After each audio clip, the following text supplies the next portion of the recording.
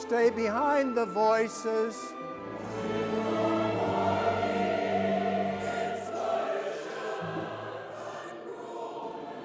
He's giving, this is the pitch you're going to hear.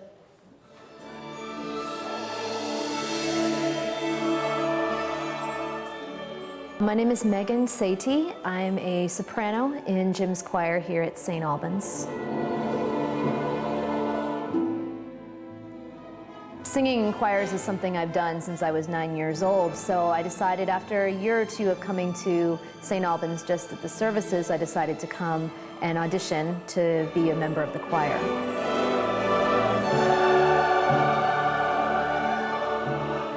I'd say Jim is probably the best choir director I've ever had the pleasure of working with. He's certainly probably the most demanding. Somebody's still screwing up. And one. I've always expected of the choir complete dedication to what they're there for. That they should strive for perfection at all times, even though it is never going to be perfect. Because if you don't strive for perfection, then why are you there?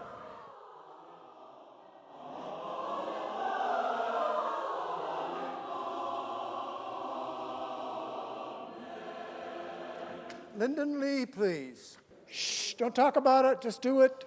He, at times, would have a little bit of temper put into the rehearsals, to the point where sometimes he would get very upset.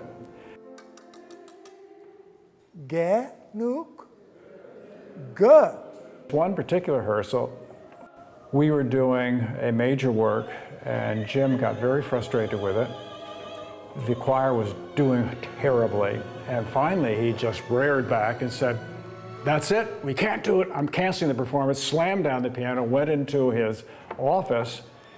Everybody in the choir looked around and said, "Well, let's go home." And so we walked out, and when Jim calmed down, he walked out from his office, and the only person left was his wife. "Where is everybody?" And she said, "Well, Jim, you dismissed the whole choir." He has to be very stern and very strict. He is absolutely demanding, and Jim is probably one of the few real perfectionists you will meet. And I heard nothing in the soprano's entrance at bar 5. I heard nothing. This man is an absolute phenomenon.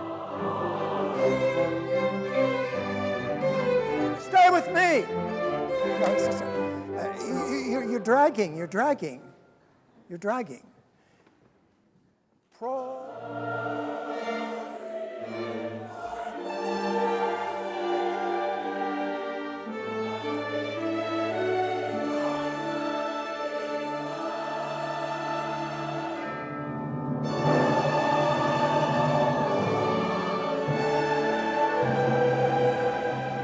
We grew up with music, and on Sunday afternoons, Daddy would play the piano and we'd all sing. We took lessons from a lady who was involved with a kind of a piano school in Los Angeles, and when we had learned enough ourselves, she encouraged us to have pupils. And so I taught Jim and 3 neighbor children.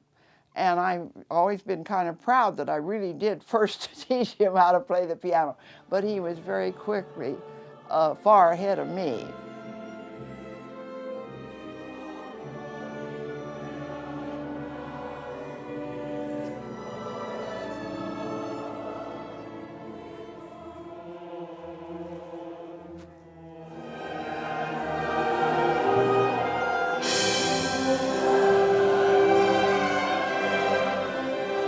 He would say, "Do this, but don't just do what I say, but here's why." And this is something that I think is very important because he educated everyone.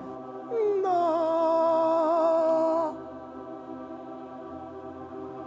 Some bass tried to come in too soon at the bottom of page 12, last bar, tried to come in on the downbeat. Okay. Save your voice. He was bringing in his breadth of knowledge to his choir, and that raised the breadth of knowledge of every choir member there. And that's a rare thing that you find in a conductor. I had a strong wish to be a minister for some reason or other. We had a fantastic minister when I was growing up at First Baptist Church in Los Angeles. Our service was much more formal than you think of as a Baptist church, and we had wonderful music as well as, it wasn't really liturgy as we think of liturgy in the Episcopal Church, but it was something I was always very attracted to. And I would go home and go down in the basement and have church. I would preach and sing, and I loved the whole scene. So I knew that my life was going to be involved in some way with the church.